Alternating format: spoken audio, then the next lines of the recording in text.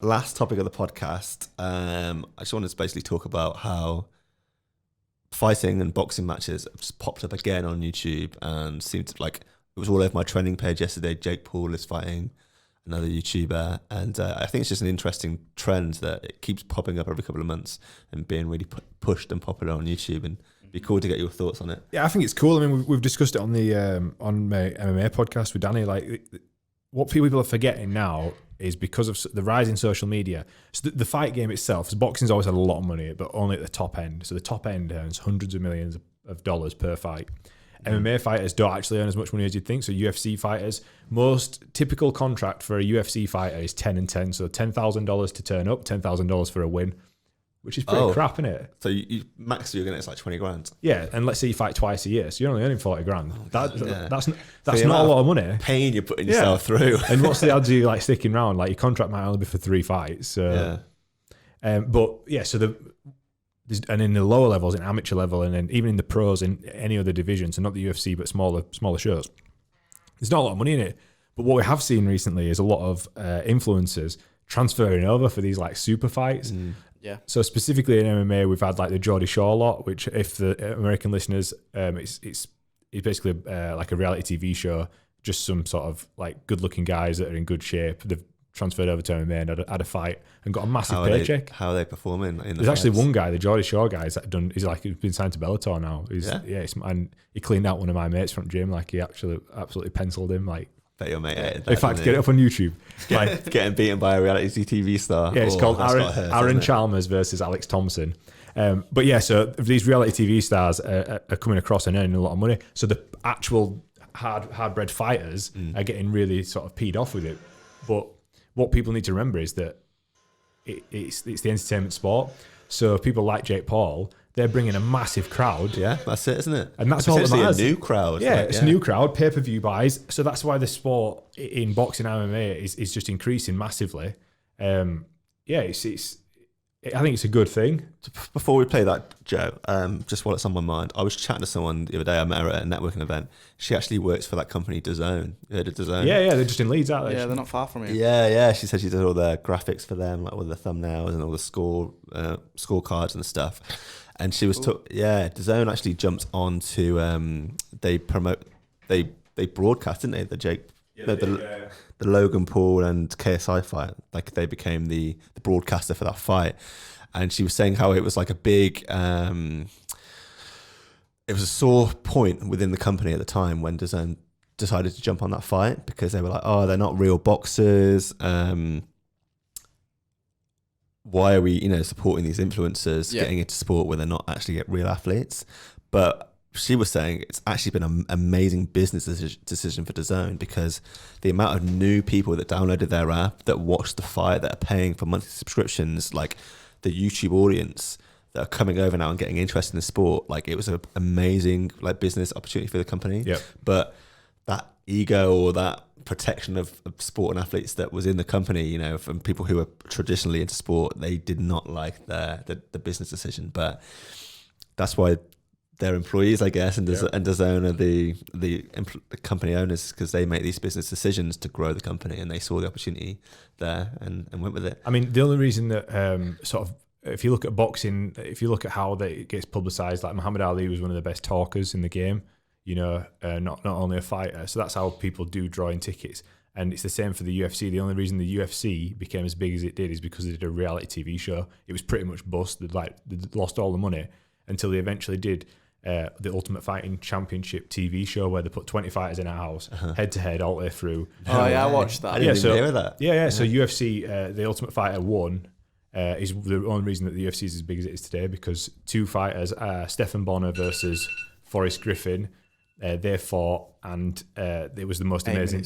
It was the most amazing display of fighting that you've seen on national television. Yeah, and that's what took it into the mainstream. So that's why, because cage fighting before that was just, no one wanted to see it. Yeah, I only started hearing about it like 4 or 5 years ago max. Yeah, because you came into the McGregor era. So before that, it was the Stephan Bonner, Forrest Griffin, and then you've got your big names come up through that. And then McGregor came and brought it even more into the mainstream. My uncle used to watch cage fighting when I was young, and like I went into and I watched it, and my mum was like, "Oh no, you don't want to watch that. You don't want to watch that." And like it was pretty brutal. The stuff he was Yeah. showing me back in the day. That was the draw when I first got into it. It was like how brutal it was, like the blood everywhere, and yeah, it was like the next. Speaking level. of brutal, so this is Geordie Shaw star versus Alex Thompson. Sorry, mate. He's a good mate of mine from gym, and he took this fight, which he basically they dictated the narrative to him, and he had to go in and basically say, "Yeah, I'm going to knock him out," and yeah, this is what happened. He took an hour, did he? So which one's your friend? The one that's not got tattoos all over him. In the white shorts. No, the other one. Black shorts. Your friend's in black shorts. Yeah. Okay. No, Sponsored by Boohoo. no tattoos. Oh, that was lights out. Oh man. That's Oh, technically no. what's called getting penciled.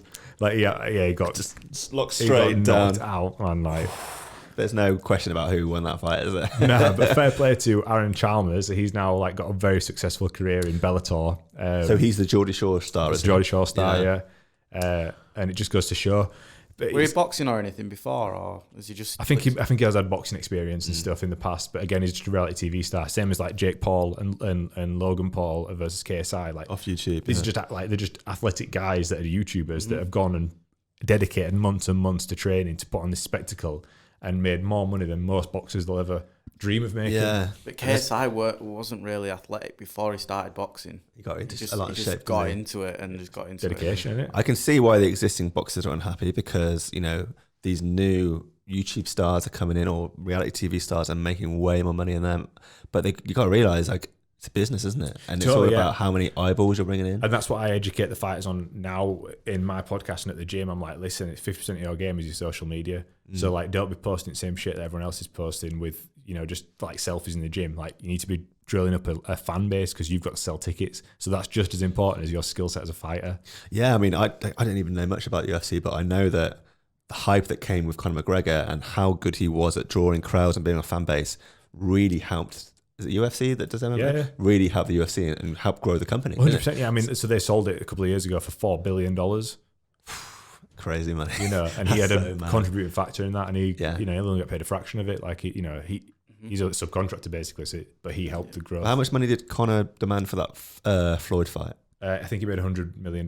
Yeah, and that was for a UFC fighter. That was groundbreaking, right? That Yeah. was, Oh, yeah. I mean, just the fight he's just recently had against Cowboy, he earned $80 million. So, and it was a 40-second fight. So that means he earned $2 million per second Yeah, in that fight. Yeah.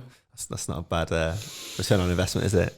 But yeah, it just shows you like the more like attention you can bring, or customers, or eyeballs, or however you want to call it, the more valuable you are, and the more money you And it's can exactly, make. it's exactly the same for your YouTube channel. The more eyes Yeah. you've got on your channel, the more you're worth to a potential sponsor. You'll know more than me, but Sure, yeah, but you know. it's common sense, really, isn't it? Yeah. Like the more popular you are, then the more valuable you are, and like, you know, that's why people who are singers that have like #1 albums can demand millions to perform at a festival compared to someone that's just coming up Yeah. being played maybe on the local radio, because you're going to bring in more customers, more attention, more eyeballs, and you're going to grow the brand in general. 100%.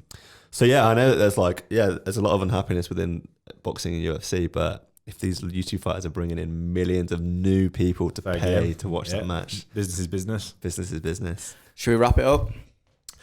Yeah, let's do it. But I just wanted to talk about just to finish that topic off. Like, I just think it's really interesting how this is like a new thing on YouTube, and how like YouTube seems to be pushing it a lot as well. And like it always pops up in trending around the time there's a big fight between YouTubers, and I think it just kind of shows you like it taps into that like psychology of like people love a bit of like controversy. They love a bit of like beef, a little bit of like tension between two people, and Yeah. whether it's a fight or whether it's like, I don't know, an argument or something, it usually pops up. It gets a lot of attention. It's for on them, it's social like media. sex, drugs, and violence, isn't it? Like we are all attracted to it in one way or another, you know, like whether it's just to be an eyeball, a fly on the wall, or some people are more interested, they want to be fighters. But that's why most of any sort of like movies and stuff is based around sex, drugs, violence. Like that's the hook of the storyline. Yeah. And that's why we're drawn to it. So like to see actual physical violence between people. Do you reckon it's a primal It's a thing? primal, totally, Yeah. I think so, yeah. I think it is. Yeah. So if you're like a marketer, influencer on social media, this stuff works. You know, if you can tap into some controversy, some commotion, maybe create a bit of beef. You know, Yeah. it's going to probably get you more views. So 100%. there's a lesson to be learned here for sure.